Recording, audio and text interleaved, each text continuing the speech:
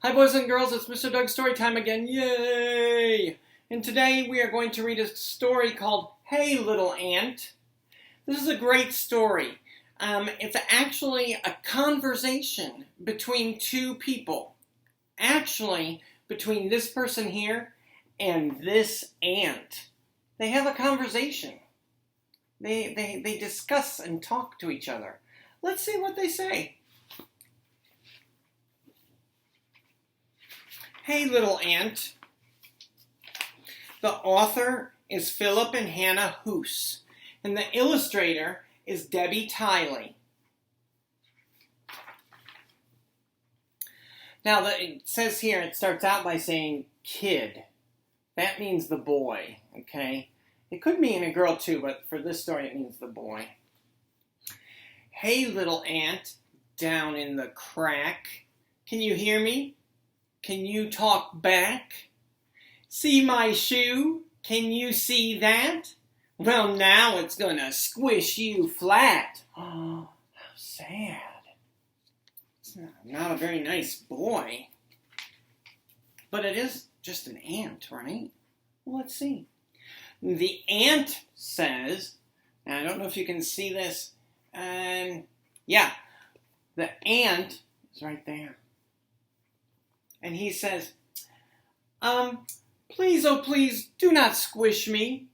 Change your mind and let me be. I'm on my way with a crumb of pie. Please, oh please, don't make me die. Because if you squish an ant, it dies, right? All right. So they're talking to each other. And it is a rhyming story. And this is what the ant sees. Oh my goodness. In order to see the boy from the ant's perspective, we had to turn the book around. Now look, this whole 2 pages is, but look at that. Look, there's the ant right there. Look how tiny he is. He's so tiny that you can't even see him hardly. Let's read what it says. The kid says, anyone knows that ants can't feel. You're so tiny you don't look real. I'm so big and you're so small. I don't think it'll hurt at all. Wow.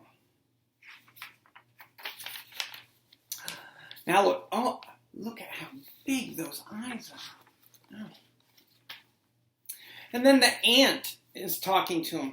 It looks like the boy found a stick on this page, like right there, and let the ant crawl on the stick, and then he took it up to his eyes. And he says, the ant says, but you are giants, and giants can't know how it feels to be an ant. Come down close. I think you'll see that you are very much like me. What? The ant says that to the kid? That's interesting. I wonder what he means. The kid says, are you crazy? Me? Like you? I have a home and a family too. You're just a speck that runs around. No one would care if my foot came down. Okay. I have a home and a family too. And he says, you're just a speck that runs around. No one would care if my foot came down. That means that if my foot came down right on top of you. Right? No one will care.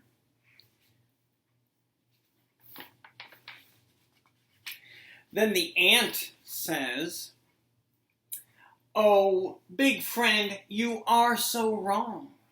My nestmates need me 'cause I'm strong. I dig our nest and feed baby ants too. I must not die beneath your shoe. All right, look. Well, he's laying in bed with a couple ants there. They're reading a book. And his book is called Super Ant. And if we go back and look at his book, it's called The Adventures of Super Boy. They're both laying in their own bed. Well, that means they're alike. And they're both reading. And that means they're alike too. They're both reading about Super Boy or Super Ant. Superheroes. That means they're a lot alike there, too. So he says, "Oh, big friend, you are so wrong. My nestmates need me because I am strong. I dig our nest and feed baby ants, too. I must not die beneath your shoe." Wow, he has a job to do. He has 2 jobs. He digs the nest and he feeds the babies. And then the kid says, "But my mom says that ants are rude. They carry off our picnic food. They steal our chips and breadcrumbs too. It's good if I squish a crook like you." Oh no. I guess she's worried about the ants. And this is what the boy is thinking the ant is like a thief with a big bag of food. That's what the boy thinks the ant is like. But the ant says, "Hey, I'm not a crook, kid. Read my lips. Sometimes ants need crumbs and chips. One little chip can feed my town. So please don't make your shoe come down." Look there. Well, can feed a whole town. That doesn't sound so bad. So the ant is trying to say, come on, it's not that much. And then the boy says, "But all my friends squish ants each day. Squishing ants is a game we play. They're looking at me. They're listening too. They all say I should squish you." Oh, there's his friends. Uh-oh. I did not see this coming. Oh, I didn't see that coming either. Who is that? That's the boy. Did they trade places? Let's see. The ant says, "I can see you're big and strong. Decide for yourself what's right or wrong. If you were me and I were you, what would you want me to do? If you were me and I were you." So if they switched places, if the ant was the big guy and the boy was the little guy, what would you want the ant to do? Oh, wow, that's a good question. So, the question is, should the ant get squished? Should the ant go free? It's up to the kid, not up to me. We'll leave the kid with the raised up shoe. What do you think that kid should do? There he is. Is he going to really step on the ant or not?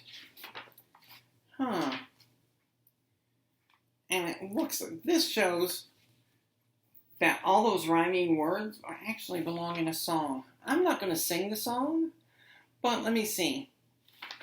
That's the end of the story. So the authors Phillip and Hannah Hoose, do not tell you what the boy does. You get to choose. Does the boy squish the ant? You get to choose the ending of the story. Or does the boy let the ant go free? Wow, that is a good question. That is a very good question. Well, that's Hey Little Ant. And it's about an ant and a kid talking and discussing whether he should step on the ant. And they both are talking about why they should or shouldn't. And the big thing in here I thought was interesting was that the ant said, "What if I were you and you were me?" And the picture switched from the big boy and the tiny ant to the little boy and the big ant.